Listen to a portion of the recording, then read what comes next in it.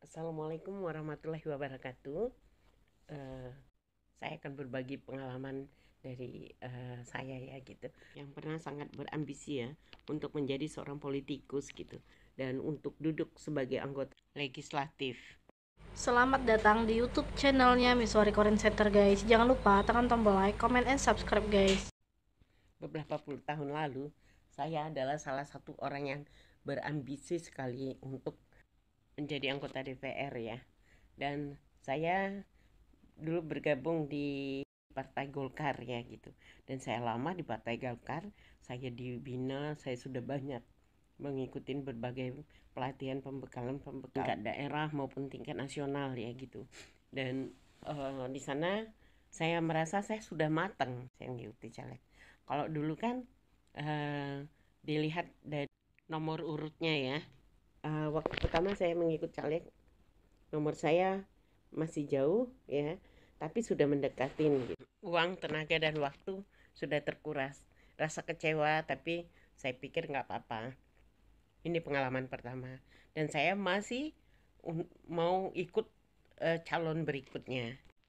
Pada calon berikutnya, saya ditaruh juga nomor yang tanggung juga gitu.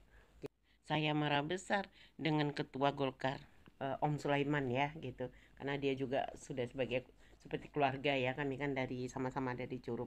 Saya datang ke rumahnya, saya bilang gitu, ayah, kenapa? Saya bilang, saya sampai nomor sekian, saya bilang gitu, sedangkan ini nomor ini gitu. Ayah ini bener-bener nggak mendukung Miss. Wah, pokoknya merengek-merengek, nangis-nangis, gaya anak marah sama bapaknya gitu.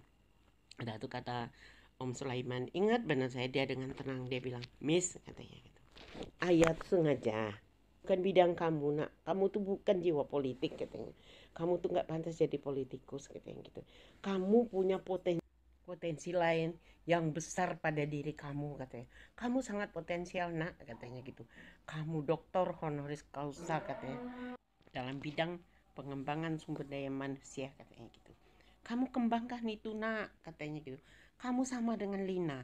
Lina juga nggak ayah itu kasih kesempatan. Lina itu kan anaknya yang dokter ya gitu, katanya Lina juga marahnya sama dengan saya gitu. Waktu katanya, kalian itu katanya kembangkan potensi kalian yang ada katanya, itu jauh lebih berharga. Kamu jadi anggota DPR 5 tahun, 10 tahun, 15 tahun, kamu selesai itu, kamu biasa aja kamu dapat pensiun enggak katanya. Kamu sudah berjuang mati-matian katanya. Jadi kalau kamu kembangkan potensi, kalau kalian kembangkan potensi kalian katanya. Nah, itu sampai kapanpun katanya gitu. Sampai kapanpun. Semakin kalian gigih, semakin berkembang katanya gitu. Jadi itulah kenapa ya tidak memberi kesempatan sama kalian. Tapi kan saya waktu itu kan sedang ambisi benar gitu, saya musuhin aja musuh sendiri, marah-marah sendiri gitu gitu. Pokoknya kalau ketemu dia saya buang muka, saya ini saya musuh sendiri gitulah.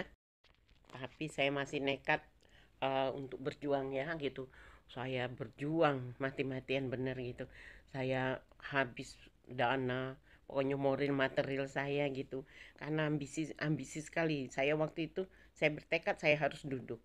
Ternyata saya hanya memberi suara pada orang yang di nomornya di depan saya. Nah, waktu itu anak saya Korin udah ini ya, udah hampir selesai ya. Jadi dia mengingatkan saya, katanya, bener ma, kalau kata opa itu begitu katanya gitu. Coba mama evaluasi diri katanya gitu. Oh, ini juga berpikir begitu ma katanya gitu. Banyaklah saya dikasih arahan, suami saya juga kan, suami saya juga ini. Akhirnya saya berhenti. Saya berhenti dengan kekecewaan. Saya coba evaluasi diri. Nah, saya mulai fokus dengan dunia saya. Saya mulai fokus benar dengan lembaga saya gitu, membesarkan Korin Center. Pada pemilu berikutnya, saya pun dikejar-kejar ya. Banyak orang yang meminang saya ya gitu, agar saya aktif di ini di partainya gitu. Ada yang mau jadiin saya wali kota, ada yang mau jadiin saya eh, apa, Kada Bengkulu Utara, banyak lah gitu. Nah, salah satunya Agus Rin ya waktu itu. dia minta saya untuk di Demokrat gitu, untuk mendampingin adiknya Dinmar gitu kan di Demokrat. Jadi saya bilang sama dia, saya bilang, tapi saya tidak berambisi untuk duduk di ini, saya bilang gitu. Saya dampingin, saya bilang, kita bargaining bukan untuk kedudukan, tapi untuk jasa saya. Saya lakukan dengan penuh cinta. Tak gagal, tapi saya sedikit pun tidak ada beban. Dan ternyata dunia saya memang lebih menarik. Dunia saya mengembangkan yayasan saya, mengembangkan usaha saya. Alhamdulillah, secara apa aja saya merasa jauh saya lebih lebih ini ya, lebih tertantang, lebih menikmati dunia pengembangan SDM saya. Ya Allah, saya merasa berdosa bener sama Om Sulaiman ya. Kalau bukan dia yang merubah pola pikir saya, mungkin sampai kapanpun saya nggak akan menikmati kehidupan saya sekarang gitu. Dan saya merasa bersyukur benar itu. Dan saya melihat ya teman-teman saya yang sukses dulu di DPR ya gitu ya. Eh, Dulu saya iri banget gitu ngelihat mereka gitu. Nah, tapi ternyata setelah mereka bertugas 1 periode, 2 periode, dan sekarang sudah kembali ke masyarakat biasa. Dan ada beberapa yang terbentur dengan kasus hukum ya gitu. Dan disitulah saya merasa bersyukur. Ya Allah, terima kasih benar. Makasih benar Om. Saya Om sudah meninggal jadi nggak bisa ngelihat kemajuan-kemajuan saya gitu.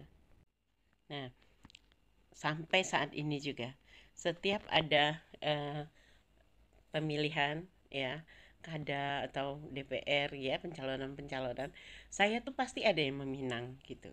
Nah salah satunya pernah saya itu mau dicalonkan menjadi kada daerah tingkat 2 di Bengkulu ini ya. Kadang saya kan alasan saya kadang saya nggak punya uang. Enggak, saya nggak ada uang, saya bilang gitu. Nah, jadi teman yang punya perahu ini, dia bilang begini, Bu, Ibu nggak usah mikir uang katanya, kami akan siapkan katanya gitu. Dan akhirnya saya dikenalkan dengan sponsor. Sponsor itu datang dari Jakarta hanya untuk berkenalan dengan saya gitu kan. Dan dia sudah memegang biodata saya gitu. Nah, udah kepengen juga gitu. Tapi anak saya, Korin gitu. Mama katanya, Mama kurang apa lagi katanya. Mama nggak bersyukur. Kalau Mama ingin berbuat untuk masyarakat, kita kan bisa. Dengan yayasan, dengan lembaga, kurang apa Mama katanya. Berarti Mama nih nggak mensyukuri hidup Mama katanya gitu. Nanti Mama terbelit dengan masalah katanya. Bukan enak loh Ma jadi kepala daerah katanya. Selangkah, sepatah kata Mama itu adalah beban katanya. Tanggung jawab Mama dengan masyarakat banyak katanya. Berhenti lama katanya gitu. Mama sudah tua, fokus saja lah untuk membahagiakan diri sendiri aja katanya. Sekarang itu saatnya Mama bersenang-senang Mama katanya. Membahagiakan diri Mama, membahagiakan anak cucu Mama katanya. Oh In nggak mau Mama jadi kepala daerah katanya gitu. Dan dia juga langsung berbicara sama tim itu gitu. Ya akhirnya ya tim itu juga jadi mundur gitu. Nah itulah kisah perjalanan hidup saya yang ambisi menjadi politikus. Ternyata saya jadi YouTuber. Saya sangat mensyukurin keadaan saya sekarang. Saya merasa saya sedang menikmati kebahagiaan lahir batin saya, menikmati masa tua.